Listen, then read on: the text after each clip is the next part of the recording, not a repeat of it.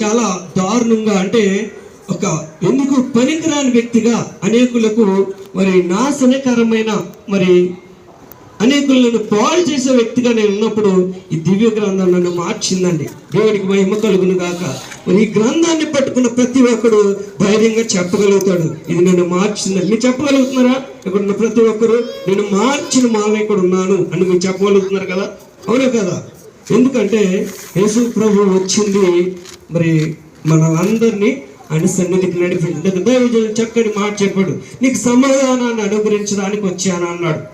మరి సమాధానాన్ని పొందుకున్న నీ కుటుంబం నువ్వు ఒక్కడే పొందుకుంటావా? సమాధానాన్ని పొందుకున్నావు, దేవుడు నీకు ఇచ్చిన ఈ దివ్య గ్రంథాన్ని పట్టుకున్నావు, ఆ దివ్య గ్రంథం నీ కుటుంబంలో సమాధానం ఇచ్చింది. మరి ఈ సమాధానం నువ్వు ఒక్కరితోనే పొందుకుంటావా? నువ్వు ఒక్కడే పొందుకుంటావా? నీ కుటుంబమే పొందుకుంటావా?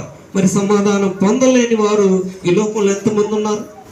మరి వారు ఎరగాలి అంటే ఏం చేయాలి అంటే నువ్వు ఈ యొక్క దివ్య గ్రంథాన్ని ప్రతిరోజు ధ్యానించాలి.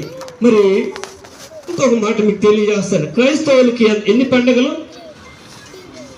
మీరు క్రైస్తవులకి ఎన్ని పండుగలు? నాకు లైటింగ్ కొడుతుంది, మీ మాట మీ యొక్క సైకిల్ నాకు అనిపిస్తుందా? చెప్పాలి మీరు.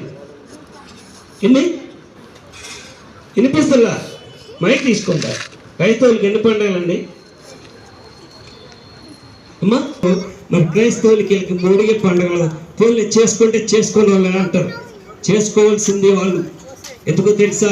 పండగ అన్నది దేవుడు మన హృదయంలో జన్మించినప్పుడే. మొదటిగా ఈ భూమి మీదకి ఆయన వచ్చాడు అని చెప్పాను కదా, మీకు గుర్తుంది కదా? ఒక మాట ఉంటుంది, మీ అందరికి తెలిసిన మాటే, మీ అందరికి ఒకసారి జ్ఞాపకం ఉంది ఆ మాట. ఎందుకు వచ్చాడంటే ఆయన వచ్చాడు, ఎందుకు వచ్చాడు? 19వ అధ్యాయము లోకాసు వార్త. మీ అందరికి జ్ఞాపకం ఉంటుందని నేను అనుకున్నాను, కానీ కొంచెం స్లోగా ఉన్నారు.